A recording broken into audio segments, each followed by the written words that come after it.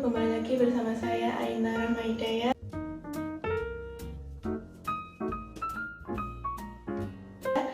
di podcast Bincang Santai.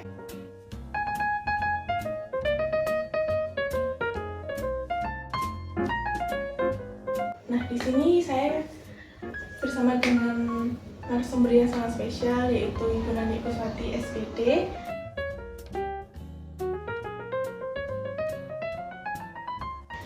Beliau ini salah satu guru di ALM 1 Madiun. Dari tahun berapa Ibu sudah mengajar di sana? Saya bergabung di ALM 1 Madiun mulai tahun 1996, Oh, jadi sudah hampir 30 tahun. sudah sangat lama sekali ya. Pasti sudah sangat berpengalaman untuk mengajar. Kita akan langsung ke inti pembahasan kita, yaitu mendidik untuk membentuk karakter.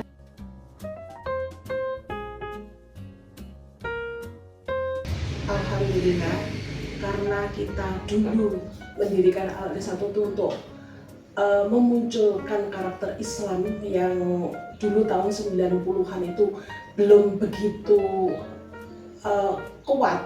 Jadi atas dasar pembentukan karakter yang Islami, anak berbudi pekerti yang baik itu dasar bisa didirikan. Dahulu seperti itu dan dipegang sampai sekarang, dan anak-anak kita ternyata hasilnya luar biasa tentang keunggulan di karakternya. Berarti itu penting sekali ya mendidik karakter. Sangat penting. Jadi anak yang pandai tetapi tidak punya karakter yang baik, itu berarti kita gagal dalam mendidik anak tersebut.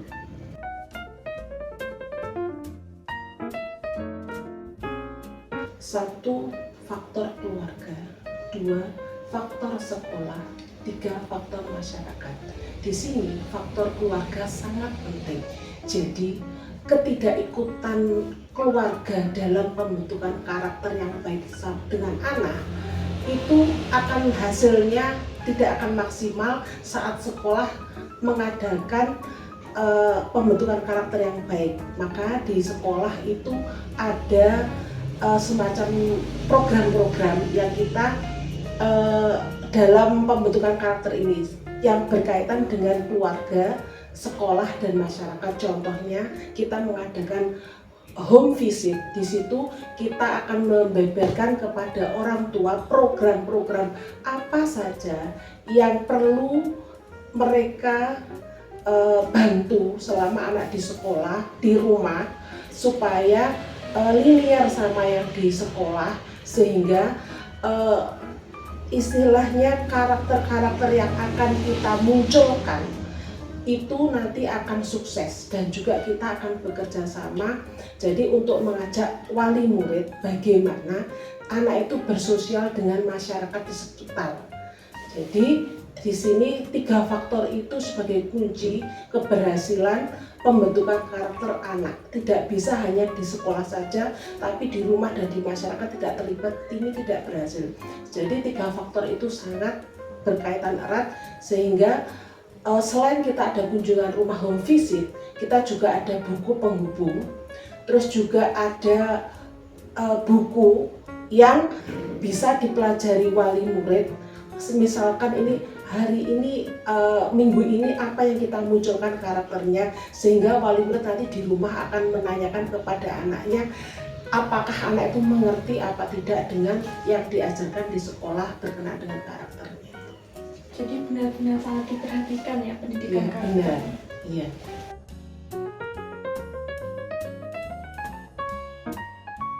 Iya.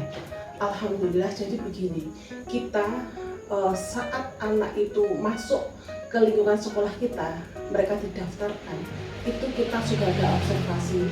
Satu, observasi anak, yang kedua observasi orang tua, sehingga kita punya dasar-dasar anak ini punya kecenderungan apa, sehingga nanti dari observasi awal itu guru mempunyai beberapa waktu di depan itu, oh anak ini anaknya suka tantrum, jadi guru nanti bisa punya trik-trik apa sehingga anak ini akan mempunyai emosi yang lebih datar, tantrumnya akan berkurang dan lambat laun anak ini akan mempunyai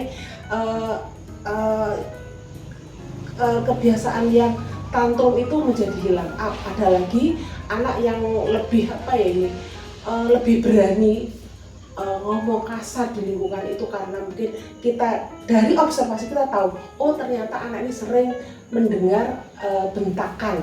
Nah akhirnya kita tahu nanti kita akan apa langkah-langkah yang akan kita ambil sehubungan dengan observasi anak tersebut, seperti itu. Sangat diperhatikan ya. Jadi bisa dari yang buruk menjadi lebih baik lagi.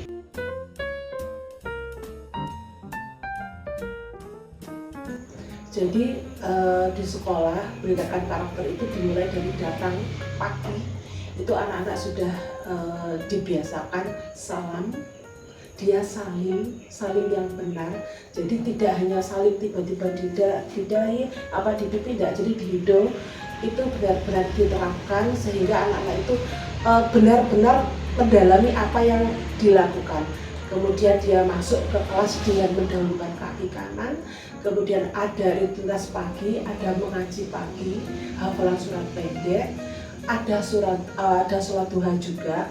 Terus juga ada penerapan karakter 1 menit itu setiap hari kita lakukan.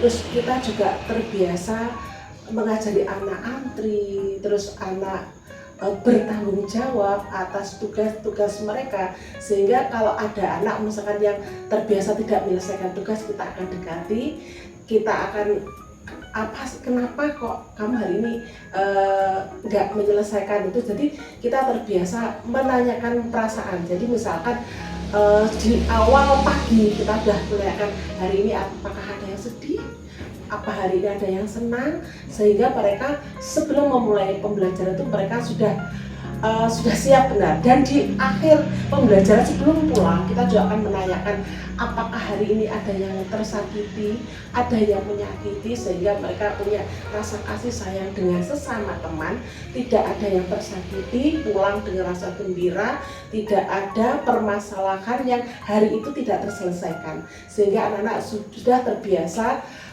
dia sesama teman itu selalu menjaga perilaku baik, seperti itu. Jadi di sekolah ini sudah sangat tertata dengan baik ya untuk pendidikan karakternya, dari memperbaiki yang salah menjadi lebih baik lagi.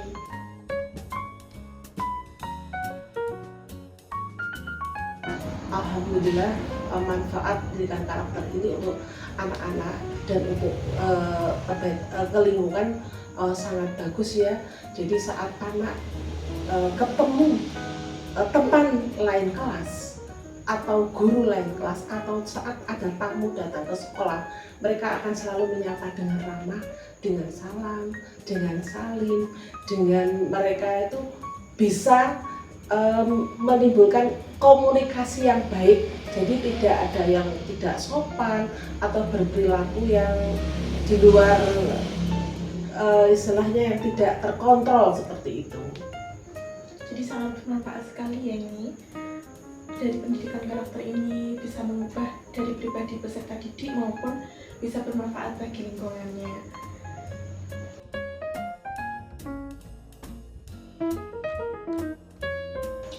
Tantangannya sangat banyak tentunya ya. Alhamdulillah di sekolah kami itu kan memang sekolah yang menengah ke atas ya, sehingga mereka dari lingkungan, dari rumah mereka sudah terbiasa dengan kemewahan.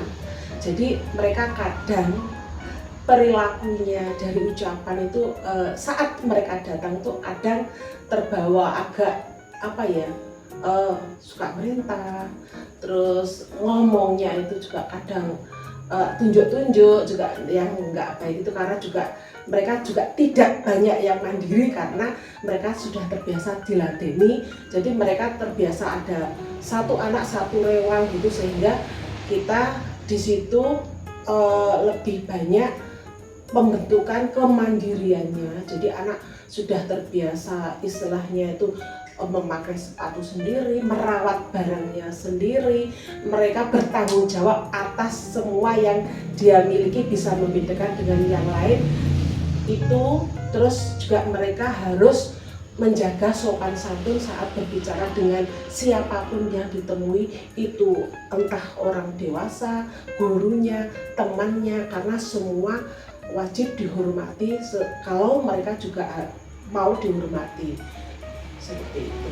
Jadi tantangannya dari Faktor keluarga yang kebanyakan memang menengah ke atas.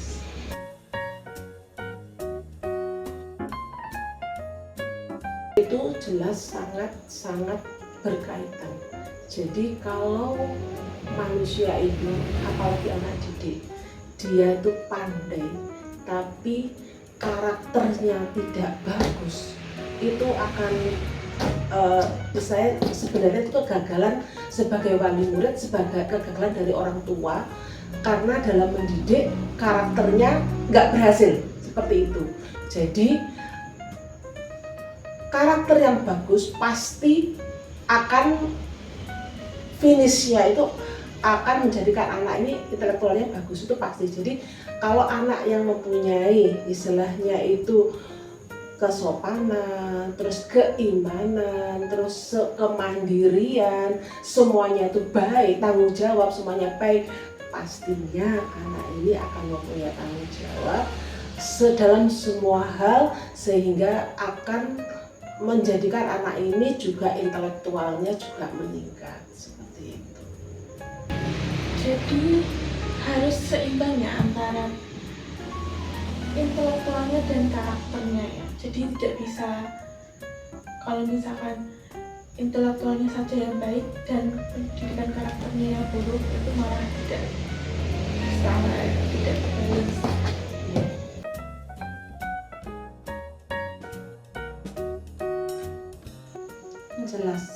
Jelas. Jadi saat kita mengajarkan mereka dari awal ya, dari pembiasaan kita, misalkan karena kita Islam ya, jelas anak itu sudah di awal itu sudah diajarkan mulai doa-doa, hafalan surat, tata cara wudhu yang benar, ada pembiasaan rutin sholat duha, terus juga ada pendidikan yang dia harus mengenal sejarah nabi-nabi juga. Jadi setiap ada sholat duha, setelahnya itu nanti kita akan menghubungkan dengan memutarkan ada video atau cerita dari buku-buku sejarah-sejarah Nabi, atau contoh-contoh yang harus diberikan kepada anak, sehingga anak membawa kebiasaan yang baik dari cerita yang biasanya dibawakan setelah sholat duha, seperti itu. Sama di sekolah kita itu dibiasakan dengan beramal ya, setiap Jumat ada amal yang alhamdulillah itu terkumpul, biasanya setahun sekali akan kita salurkan kepada sekolah-sekolah yang kurang mampu, ke panti asuhan, lingkungan guru yang kurang mampu, kepada lingkungan anak juga. Terus kita juga ada istilahnya di Ramadan itu bagi takjil, seperti itu. Jadi supaya sekolah Islam itu dirasakan kemanfaatannya untuk masyarakat luas, dan anak juga lebih sosialnya itu juga akan timbul untuk merasakan mungkin banyak dari selain kita itu yang membutuhkan pandangan. Jadi pendidikan spiritual ini juga sangat berpengaruh ya terhadap pendidikan karakter. Sangat, apalagi di sekolah Islam. Di sekolah itu belajar kognitif, terus fisik, motorik, olahraga, juga pembentukan karakter ini juga dimunculkan.